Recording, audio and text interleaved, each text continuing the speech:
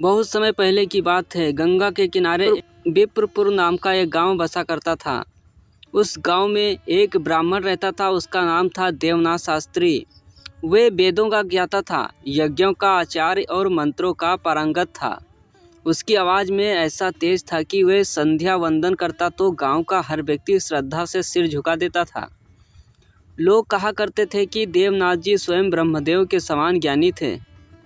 देवनाथ का एक ही पुत्र था। उसका नाम था सुदर्शन, जो अपने पिता की तरह तेजस्वी और आज्ञाकारी था। घर में उसकी धर्मपत्नी का नाम सावित्री था। पतिव्रता थीं, संयमी और वे अत्यंत धैर्यवान स्त्री थी। देवनाथ हर सुबह सूर्योदय से पहले स्नान करके संध्या करता, फिर गांव के मंदिर में जाकर पूजा अर्चना करता था। उसके दरवाजे पर प्रतिदिन भक्तों की भीड़ लगी रहती थी। कोई विवाह का मुहूर्त पूछने आता, कोई यज्ञ के लिए निवेदन करता, कोई अपने पापों से मुक्ति का उपाय जानने की कोशिश करता।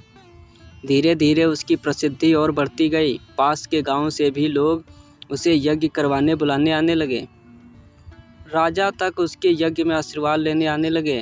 परंतु जैसा कि समय के साथ होता है, जब नाम और यश बढ़ता है तो साथ ही अभिमान का अंकुर भी मन में उगने लगता है। एक दिन देवनाथ किसी राजा के दरबार से लौट रहा था। राजा ने उसे एक स्वर्ण मुद्राओं की थैली और रथ देकर सम्मानित किया था। फिर गांव पहुंचते ही लोग उसके स्वागत में फूल लेकर खड़े हुए। फिर देवनाथ ने गर्व से कहा, देखो, यह सब मेरी विद्या का फल है। मैंने वेदों का ज्ञान पाया, तभी राजा भी मेरा आदर करता है। फिर उसकी पत्नी सावित्री ने धीरे से कहा, सब भगवान का आशीर्वाद है, हमें विनम्र रहना चाहिए। फिर देवनाथ ने हंसकर कहा, सावित्री, तुम्हें क्या पता ज्ञान की महिमा क्या होती है। इस गांव में कोई नहीं जो मुझे टक्कर दे सके। मैं वेद, पुराण, ज्योतिष और यज्ञ की विधि में श्रेष्ठ हूँ। कोई चाहे तो आकर परीक्षा ले ले। उसकी यह बातें हवा में नहीं रहीं। कहते हैं, जब कोई अपने ज्ञान पर घमंड करता है तब भगवान उसकी परीक्षा लेते हैं। देवनाथ की भी परीक्षा अब निकट थी। एक दोपहर में गांव में एक अजनबी वृद्ध साधु आया। उसके शरीर पर बस एक गेरुआ वस्त्र था और हाथ में कमंडल, पर उसके चेहरे पर तेज था, जैसे भीतर कोई गहरा ज्ञान हो। वह गांव के बीच में रुका और बोला, क्या इस गांव में कोई ऐसा ब्राह्मण है जो स्वयं को सबसे विद्वान मानता हो? तो लोगों ने बताया, हाँ हाँ है, हमारे गांव में देवनाथ शास्त्री जी हैं, वे राजा के गुरु के समान हैं। फिर साधु कहता है, तो फिर मुझे उनसे मिलना है, मिला दीजिए। फिर वे सीधे देवनाथ के घर पहुंचता है। देवनाथ उस समय यज्ञ की सामग्री की गिनती कर रहा था, घी, जौ, तिल और चावल। फिर साधु ने प्रणाम किया, जय श्री हरि ब्राह्मण देव। फिर देवनाथ ने ऊपर देखा और बोला, आशीर्वाद महात्मा, कहो किस लिए आए हो यहाँ? फिर साधु मुस्कुराता है, मुझे बताया गया कि आप इस गांव के सबसे श्रेष्ठ ब्राह्मण हैं, क्या सत्य है? फिर देवनाथ ने गर्व से उत्तर दिया, हाँ ऐसा ही है, मैंने वेद, उपनिषद और ब्राह्मण ग्रंथों का अध्ययन किया है। मैं यज्ञों का आचार्य हूँ और मेरे यज्ञ से देवता प्रसन्न होते हैं। फिर साधु ने शांति से कहा, यदि ऐसा है तो क्या मैं आपकी परीक्षा ले सकता हूँ? फिर देवनाथ ठहाका लगाकर बोला, मेरी परीक्षा? अरे तुम जैसे साधु मेरी विद्या की क्या परीक्षा लोगे? फिर साधु कहने लगा, विद्या की नहीं, ब्राह्मणत्व की परीक्षा लूंगा। फिर देवनाथ थोड़ा चिढ़ गया, अच्छा तो कल गांव की सभा में आओ और सबके सामने यही मूर्खता दिखाओ। साधु ने कहा, ठीक है, कल सूर्योदय होते ही गांव की चौपाल में मिलते हैं। फिर अगले दिन सुबह गांव की चौपाल पर भीड़ जमा थी। लोगों में उत्सुकता थी, क्या वाकई यह साधु शास्त्री की परीक्षा ले पाएगा? फिर देवनाथ स्वर्ण जनेऊ पहने, तिलक लगाए आसन पर विराजमान हुआ। फिर साधु शांत मुद्रा में पास में बैठ गया। फिर गांव के मुखिया ने कहा, दोनों ब्राह्मण विद्वान हैं, कृपया धर्म और शांति से परीक्षा आरंभ करें। फिर साधु ने अपनी पोटली खोली, तौल निकाला जिसमें 1.25 सेर चावल रखे थे। फिर वे बोला, पंडित जी, क्या मेरा प्रश्न है, बताइए इस 1.25 सेर का भाव क्या है? फिर देवनाथ हंसने लगा, यह तो सरल प्रश्न है, 1 सेर से थोड़ा अधिक होता है 1.25 सेर। फिर साधु ने कहा, सही कहा, पर उसके भाव का अर्थ कुछ और ही है। क्या है बताइए?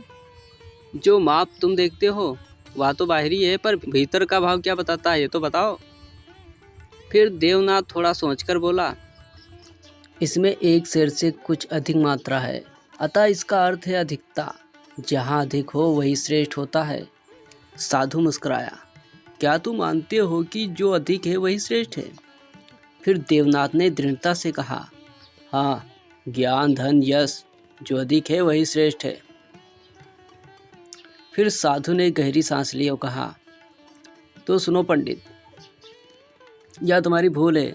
सवा शेर में अधिक मात्रा है, पर वह तौल से छोटी भी है, क्योंकि जब तौल पूरा नहीं होता तो माप अधूरा रहता है।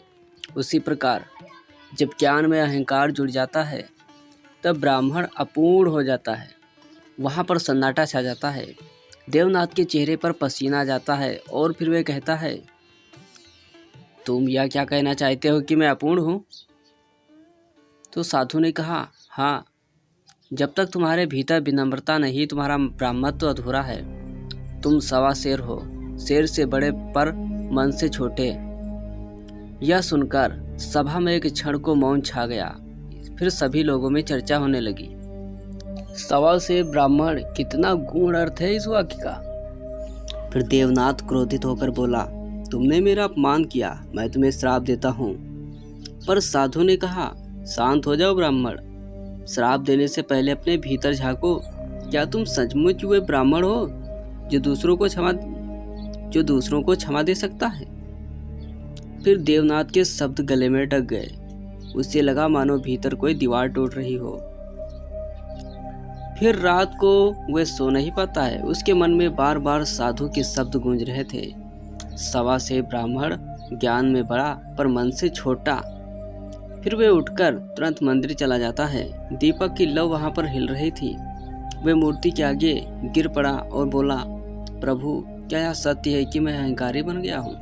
मैंने तो सदा धर्म का पालन किया है।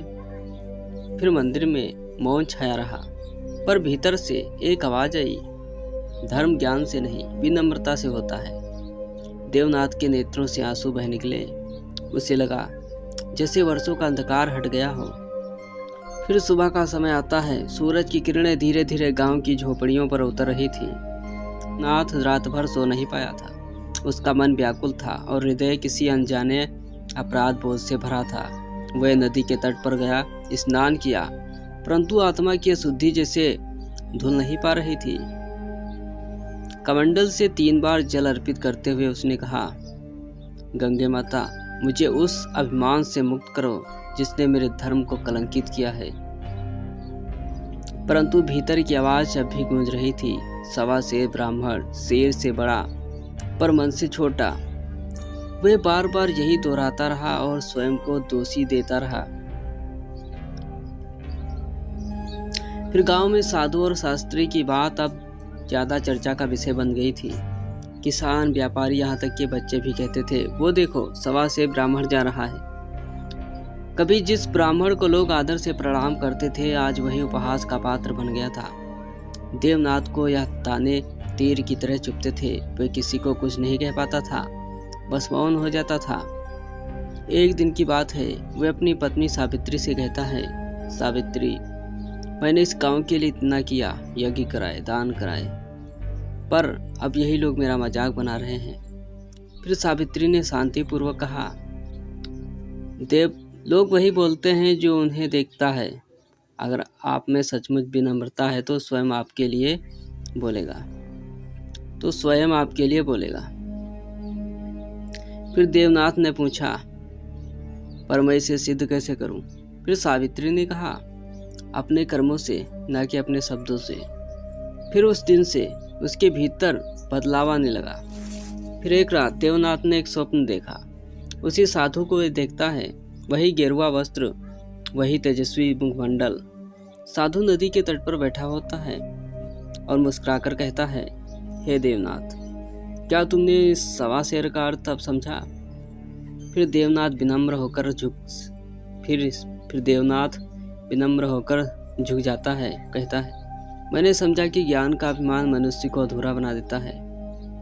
मैं अब सच्चा ब्राह्मण बनना चाहता हूँ। तो साधु कहता है, तो फिर जाओ, अपने गांव से बाहर निकलो, भूखों को अन्न दो, प्यासों को जल दो और बिना नाम लिए लोगों की सेवा करो। जब तुम्हें सेवा में सुख और अपमान में शांति मिले तब जानना कि तुम्हारा अहंकार मिट गया है। फिर देवनाथ ने नेत्र खोले। यह स्वप्न नहीं, उसके लिए एक संकेत था। फिर अगले ही दिन देवनाथ ने निर्णय लिया कि वह कुछ समय के लिए गांव छोड़ देगा। फिर उसने अपने पुत्र सुदर्शन को बुलाया। बेटा, मैं तपस्या के लिए जा रहा हूँ, तुम घर और माँ का ध्यान देना, मैं कुछ समय बाद आऊँगा। फिर सावित्री ने आंसू रोकते हुए कहा, देव, यह मार्ग कठिन है, परंतु शायद यही आपको वह सत्य दिखाएगा जिसकी आप खोज में हैं। फिर देवनाथ ने पोटली में बस 2 जोड़े वस्त्र, कुछ अनाज और कमंडल रखा। फिर उसने गांव की सीमा पार की और अज्ञात दिशा में चला गया। फिर चलते चलते उसने देखा एक बस्ती में कुछ भूखे बच्चे मिट्टी में खेल रहे थे। वह रुक जाता है, फिर पास जाकर पूछता है, बच्चों, तुमने आज कुछ नहीं खाया, क्या हुआ? फिर बच्चों ने कहा, नहीं बाबा, माँ बीमार हैं, अन्न नहीं है। फिर देवनाथ ने अपनी पोटली खोली और उसमें रखा सारा अनाज निकालकर उन बच्चों को दे दिया। फिर बच्चे मुस्कुरा उठे और वे सारा अनाज खा गए। फिर देवनाथ के भीतर यह कार्य करते ही एक अद्भुत शांति महसूस हुई और वह सोचने लगा, यही तो साधु ने कहा था, सेवा में सुख। मुझे इस तरह सेवा करके मुझे कितना अच्छा लग रहा है, मेरे अंदर कितनी खुशी जागृत हो रही है, मैं कुछ नहीं कह सकता। फिर एक दिन की बात है, वह एक नगर पहुंचता है। वहां के मंदिर में पुजारी अनुपस्थित थे, पुजारी नहीं थे। फिर देवनाथ ने सोचा, मैं यहाँ कुछ दिनों तक भगवान की सेवा कर सकता हूँ। वह मंदिर में सफाई करने लगा, दीप जलाने लगा, फिर जल अर्पण करने लगा। लोग उसे पहचान नहीं पाए। लोग सोचते थे कोई साधु आया है जो कुछ दिन रुकेगा फिर चला जाएगा। फिर एक दिन नगर का एक व्यापारी आया। उसने देवनाथ को देखा और बोला, अरे साधु, थोड़ा पानी ला दे। फिर देवनाथ ने तुरंत लाकर दिया। फिर व्यापारी ने कहा, धन्यवाद ब्राह्मण। फिर देवनाथ ने मुस्कुराते हुए कहा, अब मैं ब्राह्मण नहीं, बस एक सेवक हूँ। फिर व्यापारी ने चकित होकर पूछा, सेवक, क्या यह ब्राह्मण का धर्म नहीं क्या? फिर देवनाथ ने कहा, अब मुझे समझ आया कि सच्चा ब्राह्मण वही है जो सेवा को धर्म माने और अभिमान को त्याग दे। फिर काफी समय बीत जाता है। फिर देवनाथ अब एक परिवारजक ब्राह्मण बन गया था। गांव-गांव घूमकर उपदेश नहीं बल्कि सेवा करता था। फिर एक दिन जब देवनाथ एक वृद्ध को नदी पार करा रहा था, तभी फिर से वही साधु प्रकट होते हुए मिलते हैं। उसके चेहरे पर वही दिव्य तेज था। फिर देवनाथ ने तुरंत उस साधु के पैर छुए और फिर कहा, गुरुदेव, आपने मुझे मार्ग दिखाया, मैंने अहंकार त्याग दिया। फिर वह साधु बोला, देवनाथ, क्या तुम्हें अब सवा शेर का भाव अच्छे से समझ में आया? फिर देवनाथ ने कहा, हाँ, अब जान गया हमको सवा शेर हुआ है जो अपने भीतर का अधिक छोड़ दे। जब तक मनुष्य अपने भीतर का सवा यानी अतिरिक्त अभिमान, ज्यादा अभिमान, घमंड नहीं उतारता, तब तक वे ब्राह्मण नहीं, बस नामधारी ही बनकर रह जाता है। फिर यह बात सुनकर साधु बहुत प्रसन्न होता है और कहता है, बहुत अच्छा, अब तुम विप्रपुर लौट जाओ, वहाँ तुम्हारी परीक्षा का अंतिम चरण बाकी है। फिर देवनाथ विप्रपुर अपने गांव लौटता है तो लोगों ने उसे गांव लौटते ही पहचान लिया, पर अब उसकी आंखों में कोई गर्व नहीं था, बस शांति थी। वह सीधा मंदिर गया और झाड़ू उठाया और सफाई करने लगा। फिर यह देखते ही लोगों ने कहा, अरे अरे अरे, यह क्या कर रहे हैं शास्त्री जी, आप तो हमारे गुरु हैं। फिर देवनाथ मुस्कुराकर कहते हैं, देखो, जब तक मंदिर का फर्श गंदा रहेगा मेरा मन पवित्र कैसे होगा? फिर यह देखकर लोग चकित रह गए। अरे, जिस व्यक्ति में पहले अहंकार झलकता था अब उसमें क्यों इतना दया और विनम्रता? अरे भाई, ये तो चमत्कार से कम नहीं है। फिर धीरे धीरे लोग देवनाथ के इस परिवर्तन से बहुत प्रभावित होने लगे। अब वे देवनाथ को सवा से ब्राह्मण नहीं बल्कि दयालु पंडित कहने लगे। फिर ऐसे ही समय और बीतता है। फिर एक दिन वही साधु फिर से विप्रपुर गांव आता है और सब लोग गांव के लोग एकत्र हुए और वहां पर देवनाथ भी था। फिर देवनाथ ने झुककर कहा, गुरुदेव, आपकी कृपा से मैंने सच्चा ज्ञान पाया। फिर साधु कहने लगे, तो फिर गांव को बताओ सवा शेर का वास्तविक अर्थ क्या है। फिर देवनाथ ने गांव की सभा में खड़े होकर कहा, देखो गांव वालों, सवा शेर का अर्थ है जो अपने में थोड़ा अधिक समझता है। जो अपने में थोड़ा अधिक समझता है वह अधूरा है। मैं सवा शेर ब्राह्मण था, ज्ञान अधिक था पर मन छोटा। आज मैंने वह सवा त्याग दिया है। अब मैं केवल शेर रह गया, पूर्ण और संतुलित। फिर यह सुनकर गांव वाले तालियां बजाने लगे। फिर इसमें साधु ने कहा, देवनाथ, तुमने अपनी आत्मा का स्वभाव दिया है। अब तुम सच्चे ब्राह्मण हो। फिर इतना कहकर वे साधु धीरे धीरे वहां से चला जाता है। फिर इसमें लोग कहते हैं, वह साधु कोई सामान्य मनुष्य नहीं था, शायद स्वयं भगवान विष्णु या शिव जी परीक्षा ले रहे थे। फिर देवनाथ अब पहले जैसे नहीं रहा। वे अब हर सुबह मंदिर की सीढ़ियों पर बैठकर बच्चों को धर्म की शिक्षा देता था, गरीबों को भोजन कराता था और कहता था, धर्म वह नहीं जो ग्रंथ में है, धर्म वह है जो तुम्हारे आचरण में है। फिर एक बार एक युवक ने पूछा, गुरुजी, अगर कोई हमारा अपमान करे तो क्या करें? फिर देवनाथ ने मुस्कुराकर कहा, अपमान वह जल है जो तुम्हारे भीतर के धूल को धो देता है। उसे स्वीकार करो, क्योंकि वही तुम्हें विनम्र बनाता है। लोग उसके हर शब्द को श्रद्धा से सुनते थे। गांव के लोगों के लिए वे अब गुरुदेव थे, पर स्वयं को वे केवल एक सेवक देवनाथ ही कहते थे। फिर काफी साल बीत जाने के बाद देवनाथ वृद्ध हो चुके थे। तब एक दिन फिर से स्वप्न में वही साधु आए और बोले, देवनाथ, अब समय है मेरे रहस्य को जानने का। मैं कोई साधारण साधु नहीं, बल्कि वह विचार हूँ जो ब्राह्मण के भीतर सोया रहता है। जब अहंकार जागता है तो मैं बाहर आता हूँ परीक्षा लेने। फिर देवनाथ ने आंसू पोंछते हुए कहा, गुरुदेव, आपकी परीक्षा ने मुझे जन्मों का ज्ञान दे दिया। तो फिर वह साधु कहने लगा, अब तुम ब्राह्मण नहीं, स्वयं में ब्रह्म बन गए हो, अहंकार रहित निर्मल। फिर से वह दृश्य गायब हो जाता है।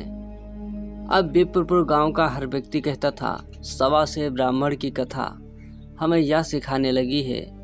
सवा शेर ब्राह्मण की असली कहानी, सवा शेर ब्राह्मण की ये कहानी हमें यह सिखाती है कि ज्ञान तब तक अधूरा है जब तक उसमें विनम्रता नहीं। देवनाथ के जीवन से गांव में एक नया युग प्रारंभ हुआ। लोगों ने मंदिर के बाहर एक शिलालेख लगवाया, यहाँ रहे वे ब्राह्मण जिसने अपना सवा त्याग दिया और शेर बन गया। फिर देवनाथ ने अंतिम समय में मुस्कुराते हुए कहा, अब मैं सवा शेर नहीं, बस एक कण हूँ, उसी मिट्टी का जिसमें भगवान से विनम्रता बोई है। नाथ ने शांत मन से अपने प्राण त्याग दिए और यह पूरी कहानी यहीं पर समाप्त हो जाती है। आपको ये कहानी कैसी लगी कमेंट बॉक्स में बताकर अपनी राय दो। ऐसी और कहानियाँ देखने के लिए चैनल को सब्सक्राइब कर दो। धन्यवाद।